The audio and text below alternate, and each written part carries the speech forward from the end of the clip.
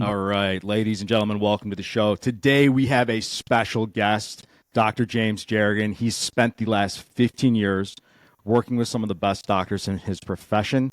He's helped over 1,000 people restore health, healing within their body, people with diabetes, high blood pressure, cholesterol, chronic fatigue, IBS, and other digestive conditions, insomnia, headaches, migraines, anxiety. The list goes on. James is a dear friend of ours, and we're really excited to have him on the show. Welcome to the podcast, James. I've been looking forward to this, since you asked a few weeks ago. I appreciate you guys so much. I love the chemistry that you guys have on camera. You both, it's like a joy. Obviously, Joe, we've talked plenty, but I'm excited to get to know both of you more. This is awesome, and so James and I actually met. We became like, you make like besties on TikTok. I have one. We became like, we became like TikTok besties, which is interesting because as someone who was a YouTube creator originally and then was like, let me try TikTok, there's really no community on YouTube. You can't DM people. And so TikTok seems to be this like happy space where people are just more collective and collaborative. So that's actually our like origin story. I love it. Yeah, James is a I think it TikTok was like star. 2 weeks after we met.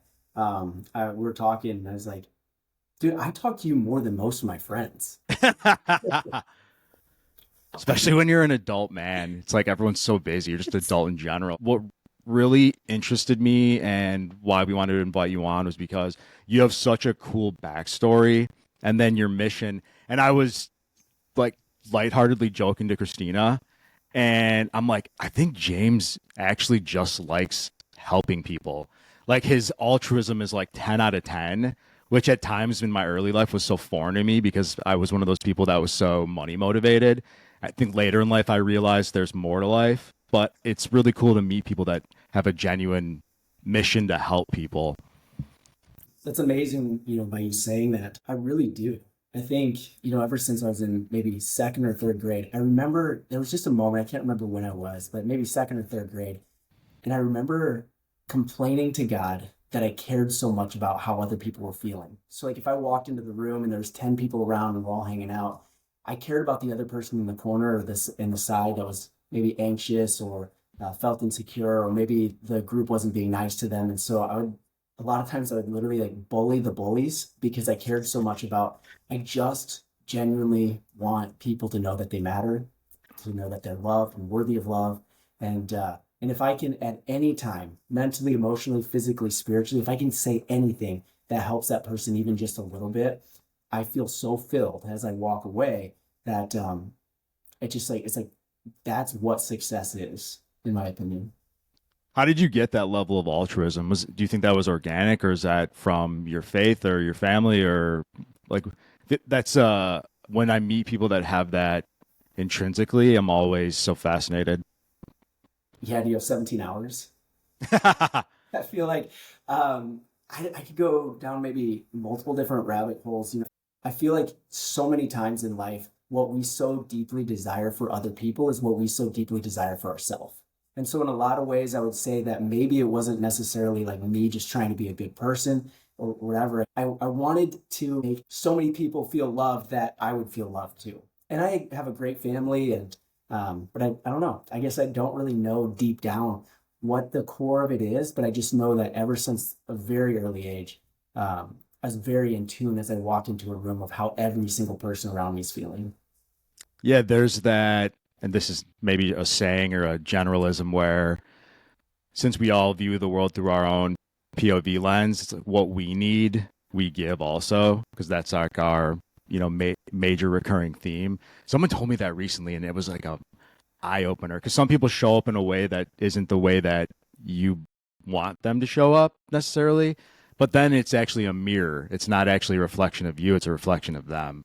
And so if you're showing up in this altruistic way, the best way to get love is to give love, right? Absolutely. And a lot. Was that the one? Yeah, I swear you I and think I it were was talking you about actually. this. So I do see that a lot in the healing business. People are same with love languages. We're giving what we essentially want, and then the way we show up or the things that upset us and trigger us are often a reflection also of us. It's so true. It's like, a lot of people say your beliefs drive your actions, which drive your results, and beliefs do matter. I think so. I've really geeked out about this, but it's about synergy. So like, let's for example say, um, I emotionally am feeling sad or lonely or something. Like I'm feeling down here. But my thoughts or my beliefs are, that there's love all around me and all of these things. It doesn't necessarily matter what my beliefs or my thoughts are. It matters more about what my undertone of emotion is.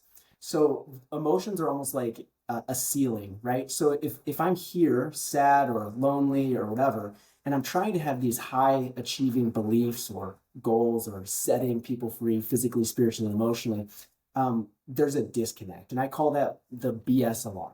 So if I think that I'm worthy of love, but I'm feeling like maybe I'm not feeling loved, right? Or sad or whatever it is. Well, that BS alarm goes, not true. It's kind of like with affirmations, it's like you're angry and they say, go up into a mirror and say you're happy. It's like, I'm happy, I'm happy. And then first, it's like, well, that's because of the BS gap. If I can get emotionally to feel whole and complete, to feel loved, to feel connected, to feel like I don't need to go anywhere, do anything, or be anyone different, that I already am loved and I feel love. Well, then those same thoughts become synergistic. So now those same things like I am happy, I'm happy, I'm happy, there's no BS alarm there. So then you believe it. And that's where affirmations can be powerful. But if there's a gap here, then I know my number one priority is to get here. And once I'm here, that's when I step back into the reality of, I know exactly who I am. I love people deeply, and I can give love from a place of, like they say, like a full cup. It's because mentally and emotionally I'm here. And when mentally and emotionally I'm synergistic, that's literally when I step into a new reality. And so very passionate about this, but if I talk about the fruit of the spirit a lot of times, which is love, joy, peace, patience, goodness, kindness, faithfulness, gentleness, and self-control. We always want that, right? Like, oh, you're in a Bible study for more than 7 seconds, somebody's like praying for patience. Well, I don't pray for patience anymore. Never. Never, You should right? Yeah. never pray for patience. Yeah, because if you've God done will give it to you. That's it so about funny. He's like, "Oh, five, you want to be patient? All right, you're gonna be in this Bible study for 6 hours now, bro. exactly. You want some So traffic? Here we go." I'm super passionate about this because after you pray for patience 15 times, and maybe I'm a slow learner, but I just realized I'm done praying for that. And so what I would do instead is I process things very deeply. And I said, okay, so if every time I pray for patience, it's kind of like, a storm comes up and there's 17 reasons of how I'm not patient. I started thinking deeper and I said, well, wait a second. And this is just my belief. So I always say if I ever say anything and you don't necessarily believe it, there's a figurative trash can on the other side of this camera. And so you can just throw it, toss it, whatever. And so I thought, well, if a fruit of the spirit is patience, and I'm praying for patience, I'm literally praying for a byproduct of being one with God, let's say. And so what I found is when I start to mentally and emotionally believe what I believe spiritually, which is I'm one with God, then there's no separation. And that's where wholeness, completion, like I feel whole and complete. I feel loved. And from that place, that's like, the lenses are lifted and I can see clearly. So when I'm whole and complete, I feel that oneness. Then I start talking to you. Like Joe, we jump on the phone and like I just can't stop talking because I just want to pour into you. It's because I'm so good, just mentally and emotionally synergistic. So I'm so quote unquote good that I show up as being patient. It's like, oh, you can talk to somebody for 20 minutes or sit there and listen to them. You don't even think about trying to be patient anymore. All you do is just genuinely want to love people deeper because you just want them to feel and experience what you're experiencing. And so you show up and you're exuding those fruit. It's not something that you're trying to get better at being patient or more loving or more kind or have more self-control. It's not that. It becomes, I'm experiencing oneness. And then the pour over of that, the byproduct of that is all I want. And it doesn't matter how long it takes, or it doesn't matter where I am, that's the only thing that I could ever want, is to be there in that moment with that person. And when you're there, that's where flow is. That's where things just naturally happen. That's where you start to see divine appointments all around you. And when you're there, you never want to leave it. And so if I'm here at the office and I'm experiencing that oneness, it's not that I don't want to be with my family. It's this, I'm so good right here. And I want to savor the present moment and being with that person and seeing them heal of all sorts of chronic diseases and challenges, or mentally and emotionally blocks anywhere like that, or spiritually. And it's less about you believing what I believe, and it's more about you on your journey of experiencing and becoming who you were created to be. Because in this moment, you shift from trying to be somebody and you surrender to the fact that you already are exactly who you were created to be. And the definition of success for me is, how much of my day did I live from that vantage point? You know, and it's not like I'm always there, but when I am there, I'm not mad at myself for not being there. I'm just so grateful that I remembered that I get to live from this vantage point. Does that make sense? Yeah, I always talk about present moment because I think it's so important. We're constantly taught to think forward or worry about things that have happened in the past, and we lose so much of what's happening right now. And when we have this lack of presence, it doesn't serve us, right? We are not really building the relationships either with ourselves, our environment, the people around us. We're constantly distracted. But to your point, when we're in this flow and we're present, for example, when people are making art, or last week, Joe and I were talking about when he's golfing and he's paying attention to his swing, like he has to be present. He has to be in his body. He has to be in the moment. And then he plays so much better. The results always are grander than we expect them to be. And it's such a simple concept, although I don't know that a lot of people are good at it. Unfortunately, I think it takes a bit of practice to remind yourself to stay in that present moment. Yeah, no, I think that's so profound, honestly. It's that being in the moment. I'm a future projector. And so that's where a lot of anxiety comes from, because I'm always thinking 10 steps ahead, 20 steps ahead. But that's why, like you mentioned, golf, creating these spaces where you can be in that mindset, where you can just truly be present, I think it builds. And so just actually use golf as a reference again, that has been a big way for me to practice being in that headspace, and I think it carries into other areas. But what I really like to is, and I want to segue into you as a doctor and a healer, it's hard for people to rise to a level where they can, you're talking about, if I want to be here, but I'm emotionally vibrating down here, for example. If my health or my finances or my relationships, or let's just say health, I mean, really, that's probably the most important thing, right? If someone's health isn't in a place where they feel that they can even climb one step to get to an area where they can even feel successful in life, it's like, it's so important that that's handled, so then you can start actually dealing with other problems, right? And so as someone who essentially helps people get there, I guess, what is your perspective on two things? It'd be, we all know that in order to get to a place, if you want to heal, especially, being in a high vibration is going to help you heal faster. You know, they have it's called triad. I'm sure you're familiar with this, James, where they actually bring therapists or social workers in, psychologists, to work with patients that are going through surgery or like large healing things, because they understand the mental health may even be 50% of the healing process, maybe more, who knows. So as a doctor, as a healer, as someone who actually had a background where you dealt with a chronic issue that essentially prevented you from believing that you could actually have a level of peace and joy and happiness and success that this issue dealt with, like, what was your journey there, and how do you incorporate that into your healing to help people get to this higher level of vibration? Yeah, I love that. When I was in second grade, I started getting headaches, and they started off, random, but as I got older, they just continued to get more and more consistent. Not only that, but then more and more intense. And so by the time I was in middle school, I was having them a couple times a week. In high school, they're getting so bad that I would literally have to get driven home because they're just awful. And so my wife right here, Brienne, we started dating in eighth grade, and by freshman sophomore year, we knew that we wanted to get married. Like, I just knew, from the moment I met her, that she So was something sweet. special. And so as we started to get to know each other, we're like, we're in, we're in.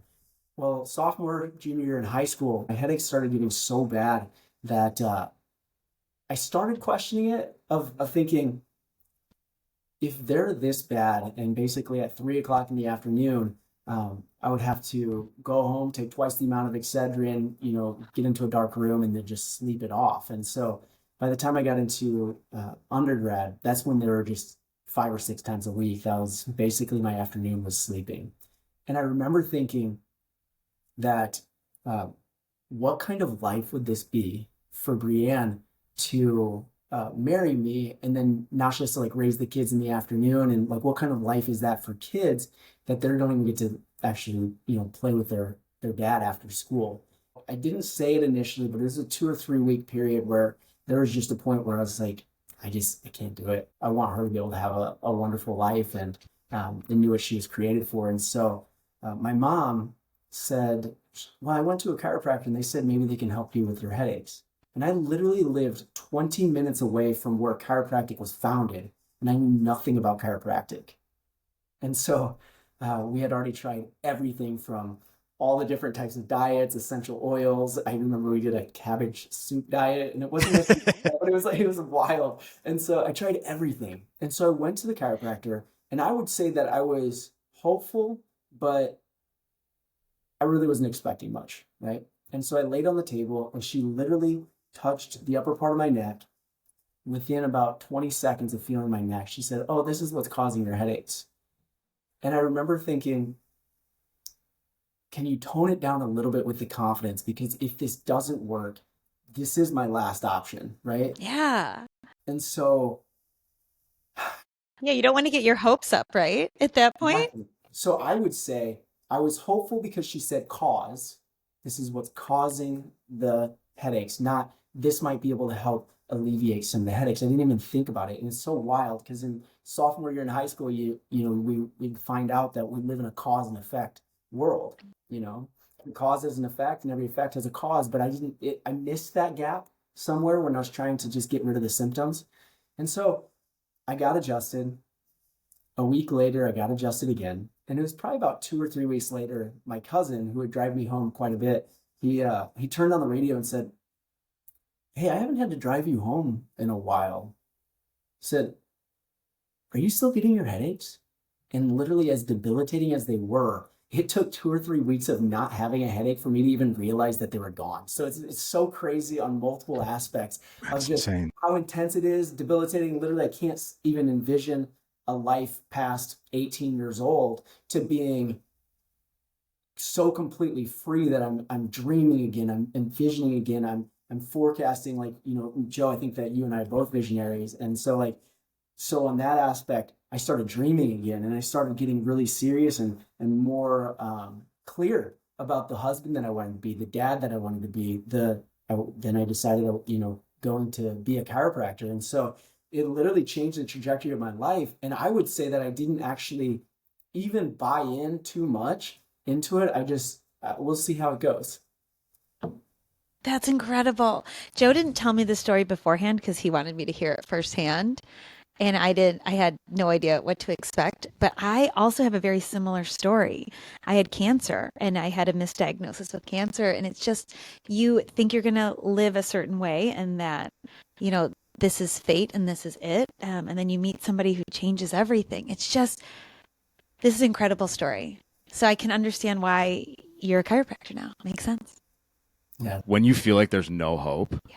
and you can't even dream of your future, you're like, my life's over. What's the point? And so that's why it's so important. And I think the fact that actually you guys are both healers and you're helping people restore to this point, going through health stuff is the worst. Like when you feel bad, and I'm admittedly I love money, but when I feel bad, either health, physically or mentally, I'm like, take all my money. I don't care. I just want to feel good again. And I think what you said was super profound. You didn't even realize it because normalcy, or that symbiotic middle ground, is so normal that we forget that there was anything different. It's like when you have a cold and you're going, I'll never take for granted breathing again. And the minute you can breathe again, you forgot that like you couldn't breathe. You know what I mean? And so it's kind of funny how that works. It's like you're probably like really happy you went through it, but it's almost like it never happened in a weird way. But it was such a gift in a weird kind of roundabout way, a silver lining. It's so true. Because if you ask a 16-year-old that's never been sick and you say, are you grateful for your health? And they say, yeah, I'm grateful for my health. Versus maybe somebody that's 45, 50 that's been struggling with a chronic disease for 20 years and then they restore their health and you say, are you grateful for your health? It's not that that person was, like less grateful. The other person just gets to experience the gratitude at such a deeper level. And so I find that a lot of people come in with 20, 30 years of a chronic challenge and they start to, as they start healing, they start getting frustrated because they think, how come nobody told me about this sooner? And so that's that moment where I'll sit down with them, and it's nothing about my life is scripted or anything like that. And so I just sit down with them, and then I walk them through the gratitude of it. Because kind of like when we talked about when your emotions and your thoughts are off, and then when you realize that, you can, especially when you're trying to go out and do and be everything you know in your heart you're created for, there's a phase where you get super frustrated that you're back out of it. And even maybe you don't have the context of it, but you just feel off. So when you realize that, I've trained my brain to shift into gratitude because I just remembered, like I just forgot. And so now I just remembered, and then I get back into this place. And so I would say that when you realize it and you come out of, a sickness, the gratitude on the other end is so like nourishing and freeing to your soul that you forget the amount of pain that you were in because you're just experiencing the fullness of the opposite of that. And it's so powerful when you really sit in that for a second, because that's where you look into the past, and though you wouldn't want to go back through it, you're super grateful for that experience because it gives you context to create better clarity of a life far greater for your future. So then we can shift back into gratitude of our past. You're whole and complete in the moment, and you're looking in the future, and you're so excited for what is to come. And that's where the flip side of it, right, Joe, is like when you're there and you think about the future, there's no anxiety in it. You're just living from pure excitement and abundance. When you're maybe disconnected a little bit, that's where anxiety of the future really cripples, or you start regretting or feeling shameful or off about the past. And so, but when you feel that experiencing that wholeness and being complete, that's when your past is a benefit, your future is a benefit, and then you have the comfort and the freedom of the present moment to be able to just live and experience the fullness of it. One thing that I think we all can agree on into some way, shape, or form is the quote unquote placebo effect, the mind over matter, law of attraction, whatever you want to call it. When people are in a place that is the 3D reality is disconnected from where they want to be, a lot of people struggle, including myself, with creating that abundance point. So, for example, I left corporate America after 15 years. I used to have like money to burn all the time. And so money wasn't even on my radar. I took it for granted. And so then when you get into a space where you're like, I need to generate money for myself, then it becomes this weird gap between where I'm vibrating in terms of that abundance and where I want to be at, right? And so if I want to be healthy from your patients and stuff like that, but I feel bad and I see myself feeling bad and I wake up every day and I'm so tired, we know we need to get people to that place in order to truly see that healing or attraction of abundance or the partner or whatever. So how do you help people get there, or what are your beliefs on getting there before reality is showing you that that is what's happening? Every research study really has to take into effect the placebo effect. And so that's why we have control groups. That's why, we have different aspects of that. And so there's the placebo effect and the nocebo effect. Placebo effect is you think that whatever you're going to do or whatever you're taking is going to help you be healthier, right? The nocebo effect is you think that the food that you're eating isn't clean, or there's something wrong with it. And that's the nocebo. You think that you're going to get sick from it, and the chances of you getting sick are so much greater. And so I would say, to kind of segue before I get to this point, hope is one of the most important things that we can give somebody. My grandpa, on Christmas Eve, he hurt his rib, and so he went into the doctor, the chiropractor actually, and she referred him to the medical doctor, and then they took x-rays. They found out that he had cancer literally on Christmas Eve. And so whatever the doctor, not the chiropractor, whatever the doctor said to him literally like crushed his spirit of what would happen in the future. And they said that you'll have probably 3 to 5 months to live. And he passed away in May. So it was literally 5 months. And so though I'm not saying that what the doctor told him, I'm not saying anything like he had cancer, but what I will say is there's not a doubt in my mind, because he shifted within a week. He shifted from perfectly healthy, he was working outside, he was shoveling snow, to having the reality that he's probably got 3 to 5 months to, say goodbye to his family. And so on the flip side of that, literally, if you, there's a study, and it's in Dr. Joe Dispenza's book, and they took, let's say it was like 30 people with IBS, so digestive challenges, and they gave them a pill bottle with the word placebo on it. And they handed it to him and they said, this is a placebo. It's literally just a sugar pill. But in a lot of research studies, there's a lot of people that actually get better from IBS by just taking this sugar pill. But again, it's not medicine, it's just a placebo. And I think it's within like 2, maybe 3 weeks, their symptoms reduced by 30 to 50%. And so even if we know that it's not necessarily like true or medicinal, like we can actually still get great benefit from it. But I would say a deeper, because we're not just trying to fill people with, false hope or positivity or whatever it is. In the new patient appointment, the consultation, I have a good idea if I can help them, but I haven't built enough certainty yet to understand what actually is causing it for them. So as I do the consultation, I'm finding out what's going on, what they're experiencing. Then I do a detailed exam. And so that's where I analyze the spine. I do neurological scans. I do digital x-rays because I want to see what the bones look like, what the nerves are doing, what the muscles are doing. And once I have a good idea of that, then I correlate it through the spine. Where do those nerves go? How is it affecting that portion of the body? And if those nerves are where, for example, the upper part of the neck, that's where those nerves come back up into the head, I can almost guarantee that when somebody comes in with headaches, there's probably something going on in the upper cervical spine. And then when I feel their spine, and then I do the scans, I see the x-rays, I have built up so much certainty, because it wasn't that I was trying to find the cause that way, because sometimes it's more of a metabolic condition, or maybe it's more, emotional stress and things like that. So, but once I find out what's causing it, the second appointment, when I sit down with them, I talk to them, recap mentally and emotionally what they're experiencing physically, and then I start to show them the results, and those results start to prove to them of what's causing it. And so once we find out what the cause is, I think that it's less about getting people emotionally and thoughts like here. It's just like it naturally comes to here, because then they start to see it for themselves. They get to start to think about causation as opposed to just trying to cover it up or feeling a little bit better. And so once we've built that case, and when I'm feeling the neck and I feel that upper part of the neck and there's headaches or trouble sleeping or anxiety, things like that, and I feel it, and I say, so let's, for example, say, they've been experiencing headaches for 2 years at a frequency of 5 times a week, whatever it is. And I feel that spine. And the moment that I understand what the cause is, I stop there and I press in a little bit into the area that's usually tender. And I say, do you feel this?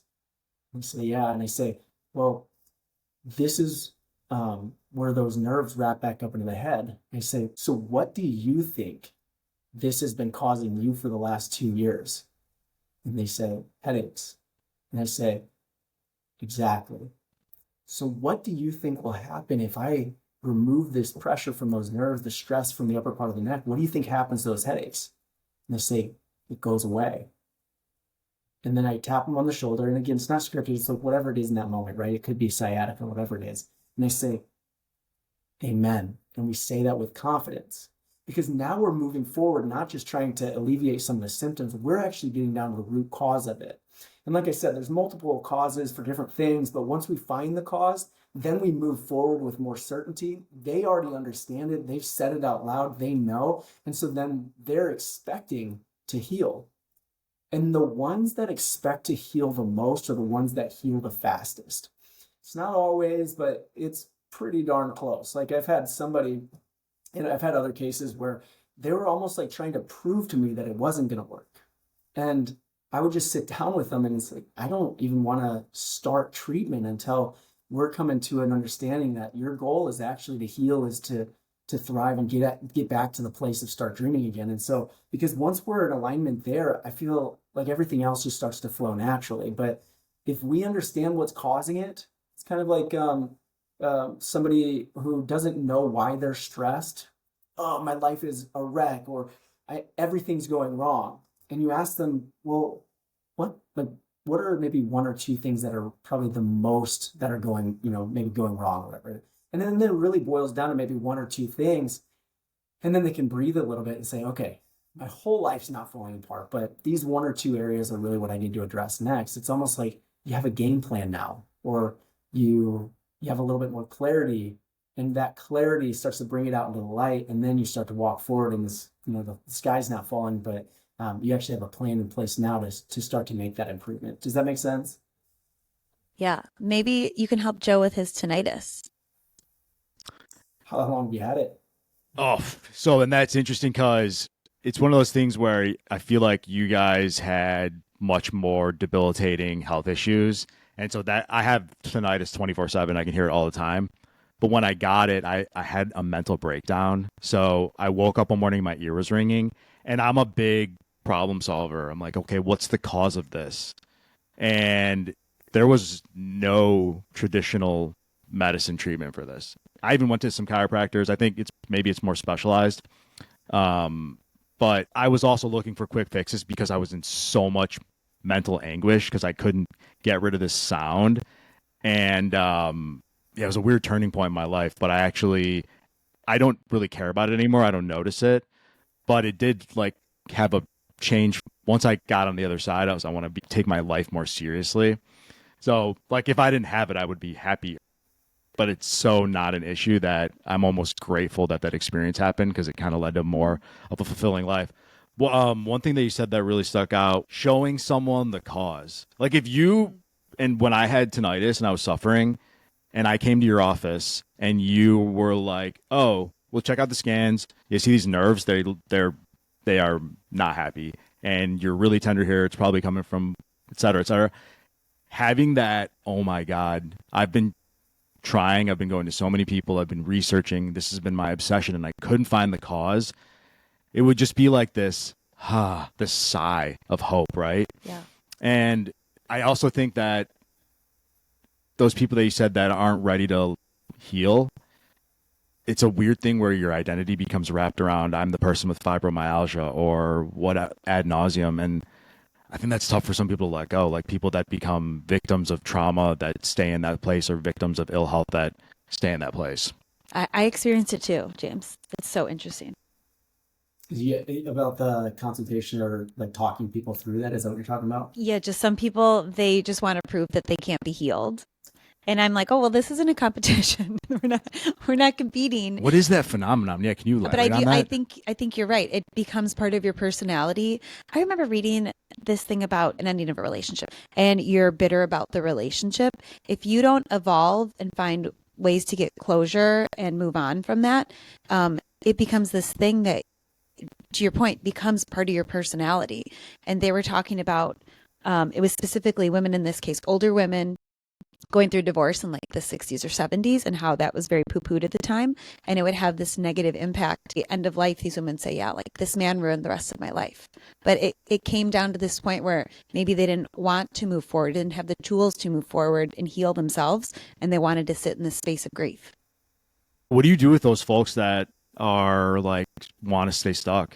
Because I've felt stuck before, maybe not health-wise, but a lot of ways. Like, what's your process or your advice for people who are feeling stuck?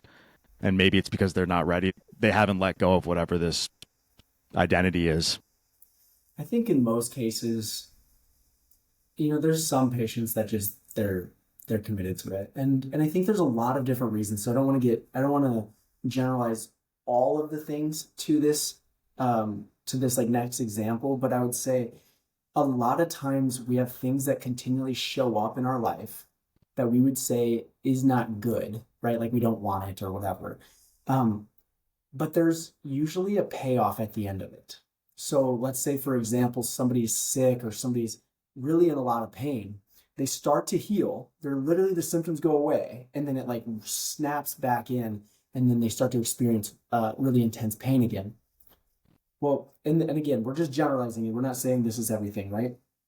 But the maybe the cycle is I'm in a lot of pain. I can't move, or like I have to stay in bed for 2 days, and then my husband or my wife or a friend comes in and they like give me comfort, or maybe it's emotional stress and like depression or something like that. And then if I get really really low, that's where I get connection. That's where people pour into me. That's where people tell me that I'm amazing and that I'm created for so much more. And so then I rise out of that, but I fall back into that pit because I'm still looking for that reassurance or the comfort or connection or whatever it is. And it's almost like if I'm not in pain or if I don't have intense episodes of sadness, then I'm afraid that maybe those people won't tell me the things that I really need to hear. And once you start to almost see your pattern, and it's almost like I want to segue really quick, but like smoking cigarettes, a lot of people say I know there's nothing good about smoking cigarettes. And I say, well, that's not entirely true, because whenever you smoke, you have a deep sense of being allowing yourself to be calm, right? And so though I'm not saying cigarettes are good, I'm saying the payoff that you receive from that cigarette is decrease in stress. It's a coping mechanism. It's a way of being able to get a little bit more calm. Is there a way that we can do that without harming our body? Yeah, there's absolutely a better way. But once we realize that there is a payoff and what I'm really looking for is the payoff, then we start to find different avenues of ways of getting that payoff. And so I think that it's really complex because it can be a whole lot of different things for that person.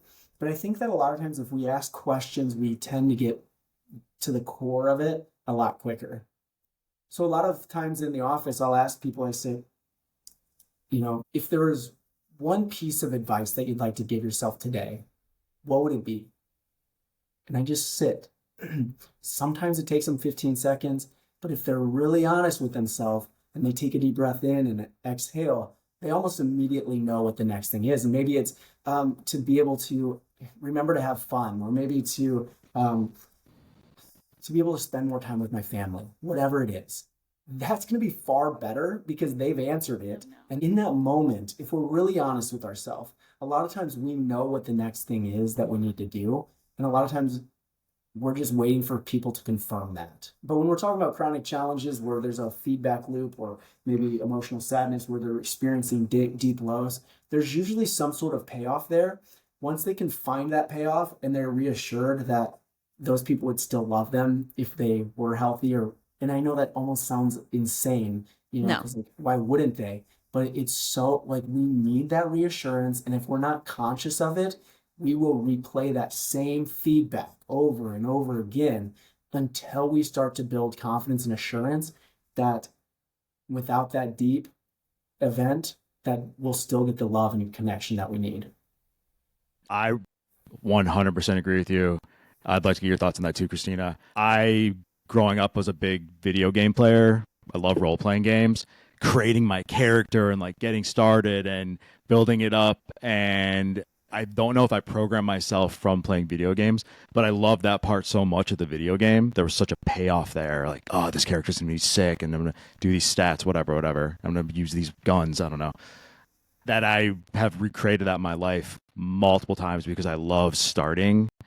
I love starting over, and I wouldn't even get to the end of the game, and I'd be like, "Oh, good enough. I got far enough. Let me make a new character. Let me try it a different way." I love variety, and so I've noticed in my life that payoff of stuckness because I like that particular part. I actually had this mentor, and he taught me this thing to essentially recognize when I was doing this self-sabotage. Right? Unfortunate reality of that is it's not like you stop self-sabotaging. You notice it before it gets worse, than like the last time. And then you also increase your floor of self-sabotage where maybe I used to do it when I reached a certain inflection point. Now I can go 50% more before I start trying to like blow my life up again or whatever. And so I don't know, what are your thoughts on that? Are people staying stuck? Because they're, I mean, that payoff thing is huge. I've not actually thought about it like that. It's a huge eye opener. I think you were right about people using the feedback that they're getting in their lives, whether negative or positive, they're still getting some sort of feedback, and that would perpetuate some of this quote unquote bad behavior, if you will, of not wanting to move forward into a space of true healing. Especially just so comfortable. Like I've been used to this for so long. Like who am I? What else is there? Yeah. Going back to the present moment, because I think it's just so important. Do you have any tips for people watching or listening that they could start to implement in their lives now to stay present? Yeah, absolutely. I think that if we can control our thoughts and our breathing, a lot of times that's that gateway of getting that synergistic of your thoughts and your emotions becoming more in alignment. And so I have a few different things that somebody can do. Number one, and I'll have both of you try this too. I'll kind of preface it and then you guys can try it. So sitting in a comfortable position, I'll have you closing your eyes. You'll take a deep breath in and almost experience an entire expansion like within your body. So like everything's kind of like pressure's built. And then as you exhale, I want you to feel the sensation of ease and relaxation go all the way through your body to your feet. So if we're gonna do it, we're gonna take a deep breath in and exhale. And right at the end, you can feel almost like your feet are kind of maybe a little bit numb, or you can feel increased sensation there. Do you guys feel that? We're gonna try Yeah. that. Yeah. So we're gonna do that one more time. Deep breath in and all the way out. Really experience ease all the way through. And right now is the present moment.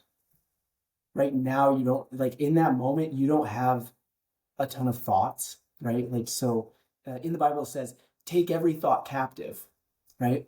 You can't really do that if you have a million racing thoughts through your mind, right? Everything's chaotic. The quickest way I've found to decrease the frequency of my thoughts is actually that technique right there. So as you breathe and you're right at the end there, you think in thoughts, which is heady, but you feel sensation. Like a sensation is how you feel it. You don't think sensation. So if you can get your body to feel a sensation of ease, what's going to happen is your brain almost stops and you're just experiencing. So it's less of thinking, analyzing, and it's more of experiencing. And when you're there in that present moment, so that's like my reset. So I'll do that multiple times throughout my day. So one of the best things and the most effective ways that we can be more present is just becoming more aware of being present. And as you do that, maybe you set cues. Like every time I walk through a doorway, that's my cue to be present. And you take that deep breath in, you experience the sensation, you drop from your head, you go into the body, and you don't think thoughts in your hands or your feet. You feel sensations in your hands and feet. So here's the thing. If I'm experiencing stress, maybe I'm anxious about something, I'm in that fight or flight response. In that fight or flight response, do you think it's very valuable for my brain to pick up things in my environment or in my body of comfort and ease, or immediate threats? So it's threats. So then we're experiencing all the potential things that could go wrong, or we're experiencing pain in our body. And the reason why is because we need to know if there's pain in my body, because that could be a potential threat of me not surviving. So it becomes a survival thing. But once you experience ease go all the way through your body, you literally shift from the fight or flight, the sympathetics, to the resting, digesting, and healing, the parasympathetics. Because if there's a bear on the other side of your door, do you think that you would have a flood of ease through your body? No. So you're tricking your brain in a way of being like, I'm good. And then your brain goes, I must be good. We must not have a bear on the other side of the door. And so then you experience the freedom of the resting, digesting, and healing centers. Like your immune system's boosted, your digestion works better, your sleeping is improved, your relationships are improved. All of these things are going to radically shift in that moment of you going to resting, digesting, and healing the parasympathetics, the loving side. And so even on a cellular level, and I kind of get off on tangents, but when you're in a state of fear, your DNA actually winds up and tightens. Why? Because you're not looking to grow and heal, like your survival. But when you're in a state of love, it literally unwinds and unravels. Why?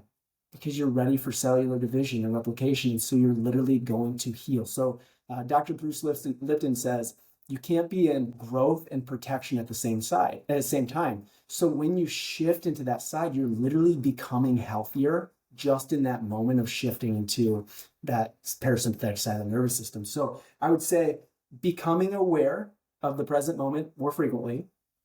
I would say breathing.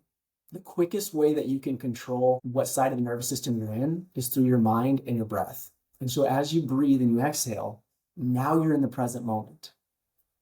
And if you still are struggling and your thoughts and your emotions there's a gap, don't use the affirmation model, use questions. So there's two things that you can use. You can use questions. So for example, if I'm angry and I want to be happy, and I'm like, I'm happy, there's the BS alarm. But what if instead of that, I say, well, in what ways could I experience more happiness or more joy in my life? In what ways could I start to see the love all around me? In what ways could I start to see what an incredible life that I have, or how incredible my life could be? At any one of those questions, did you feel resistance or any like BS alarm? No, because we don't argue with questions, we argue with statements. Whoa. So if you're not in a good place, I'd say shift into more of questions or doing the breathing, listening to music, anything that you can tap into a deep sense of love and compassion. Because once you experience love and compassion, boom. And again, in the Bible, it says perfect love casts out fear. We don't fight fear with more agendas or a more strict schedule. Fear dissipates and melts in the presence of love. That's why when we're afraid or scared or something and somebody hugs us, it helps us calm down and regulate. Why? Because love is always the answer. It all comes back to love. And when we're experiencing love and compassion, because compassion is rooted in love, now we shift into this experiencing oneness with another person. Or even if we're not with another person, we think about that other person and how deeply we love them. That literally shifts. We're not separate anymore. We're one. In a lot of other different religions and philosophies, they say, we are one. If you want to go down the road of like metaphysics, which I love, there's this experience, this oneness, right?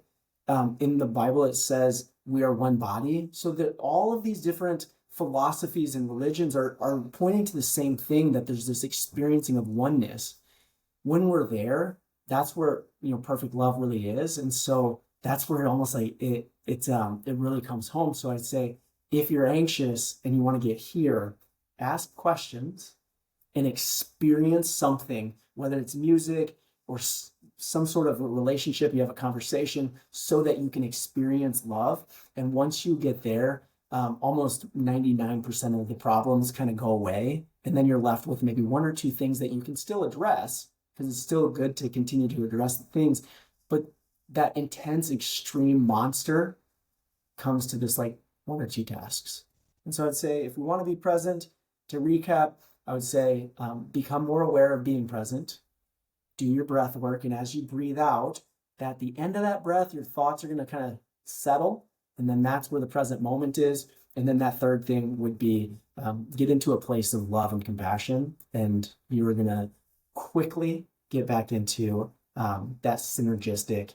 Your emotions rise up. You start believing the thoughts that you believe again, right? And so your thoughts and your emotions start to become synergistic, and that's really where you shift into that flow state again. And so whenever you're not there, don't beat yourself up there. Don't beat yourself up. Just slow down for a second and realize that you just forgot. And the gratitude is that payoff is then you start to experience that again. And when you do, it's all worth it.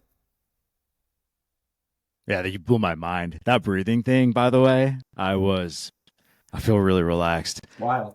Something you said that just really hit home was being in the space of the parasympathetic versus the sympathetic, or fight or flight, right? And as someone who spent a lot of their life believing that I had a lot of operationally effective stress, it makes me question what kind of decisions I may have made during these times if I was in a more creative space versus this eminent threat space.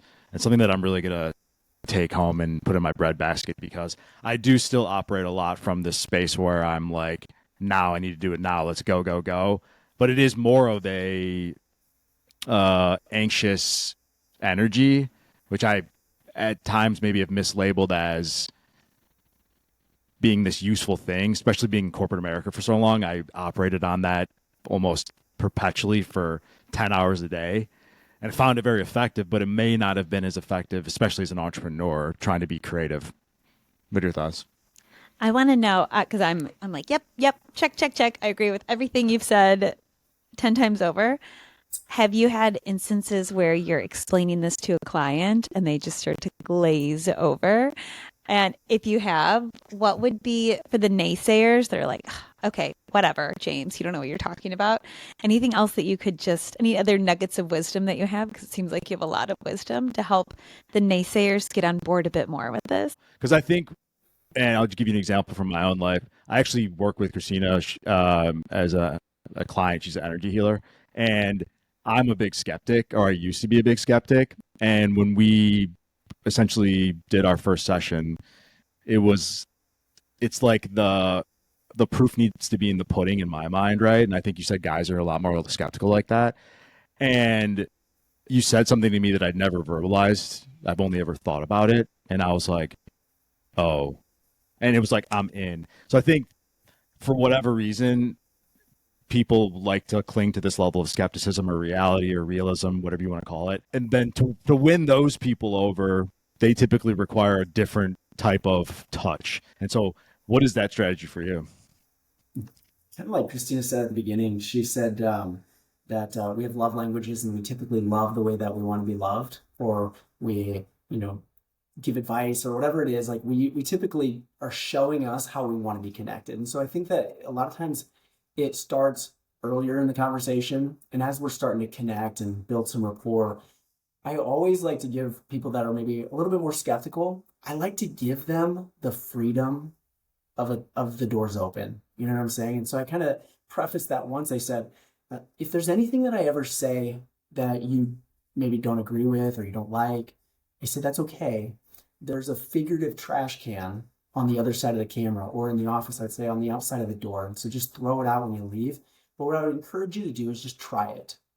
Because once they experience, like probably when you were with Christina, you experienced some sort of a result. And that was like, there might be something here. And then you came back, and then you came back, and you came back, and you're like, this is insane how powerful this is. It's just, we don't have to win them with the end result. Like maybe Christina with working with you, she doesn't have to like get you to fully buy in, but even just one little step. And as you make that step, the next step's a little bit easier to continue to take. And like that breathing, when you breathe and you breathe out, immediately you feel a difference. And so I preface if I think that they might be a little bit more skeptical, or maybe they're maybe not as open to hearing some of the things, just preface it, give them a way out. Like, that's okay. I'm the crazy person and I'm cool with that. But then once they experience the result, then they're like, wait a second, there might be more to this. And so that's what I would say in that case is just speak their language, Yeah, I try to meet people where they're at always. Okay. And I do the same thing. Okay, you don't have to leave anything. But then they always do. I'm so impressed by you guys.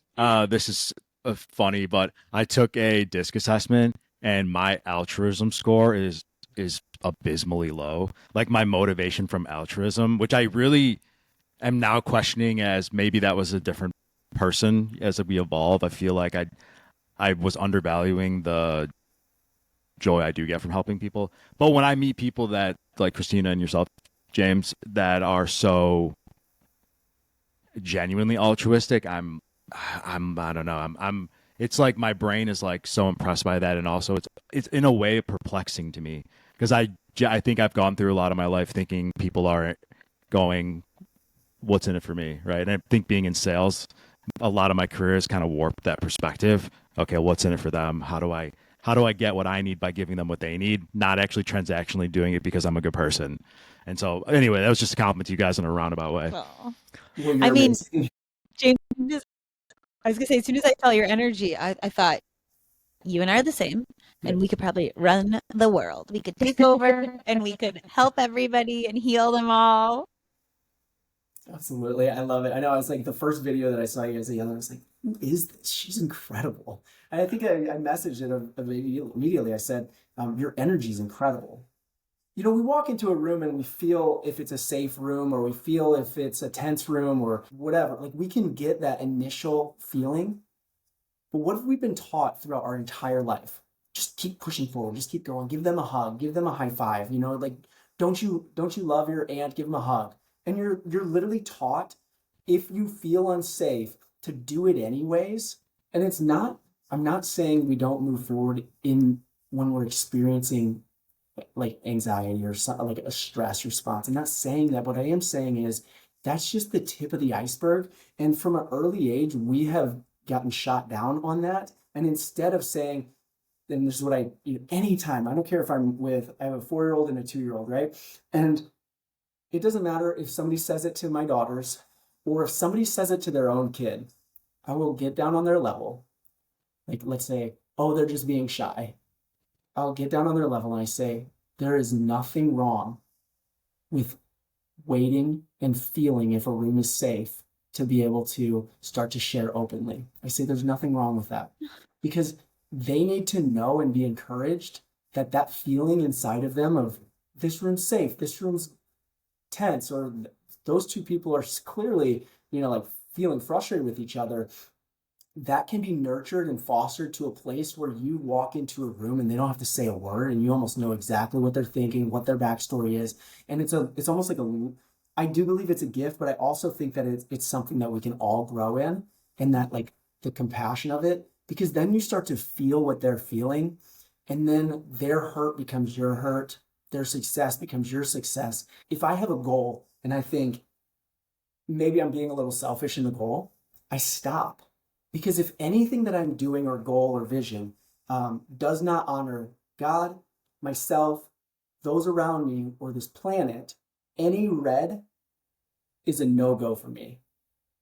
But if it honors God, honors somebody else, honors the planet, but I hurt or suffer in this, and this is probably where Christina and I would struggle more, is like where we're the ones that aren't necessarily the ones that are benefited, but we'll still lean into it. That actually becomes a red across the board. And so then we get to be fair to ourselves. Maybe on another side, where it's like more advantageous for me, and I'm still going to lean forward with it. Well, it becomes a red across the board as well. And so if it's not saying the vision is bad, it's just saying, well, if I spend 5 to 10 minutes here, how can it be a win? How can it actually become a synergistic win for God, myself, those around me, and this planet? How can it be a win? And once you find it's a win, then you clear it up a little bit and then you move forward with it. But I think that, just like I was kind of saying, when we walk into a room,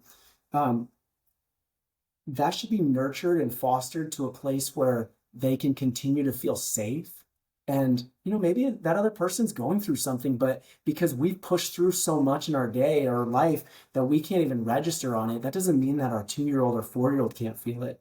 And even before they can talk, they can feel it even deeper. Yeah. And why? Because they haven't been taught how to go contrary to that feeling. Mm-hmm. But once they start to get empowered in that, that's where they can become even more loving, more compassionate, more empathetic in a safe place where they don't have to suffer in it, but they can gather that information in that process. As a little girl, I definitely was told to not intentionally, but I was taught to not honor my feelings in those moments. Like, no, like same thing. Like, go say hello, go do whatever, even if I didn't want to.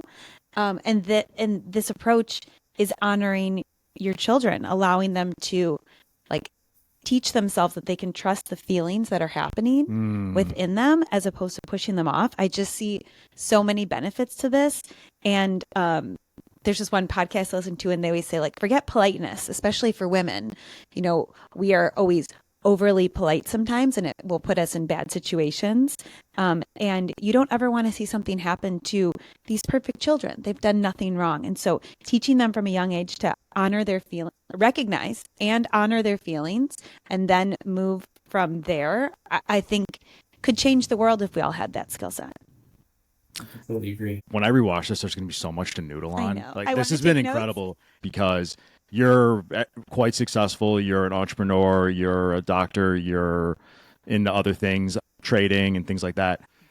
So as someone who's successful on your journey there, even now, I know you're at a big growth trajectory with some of the business that you're doing. Have you ever felt this imposter syndrome, and what advice would you give to people who are interested in being successful that feel that way?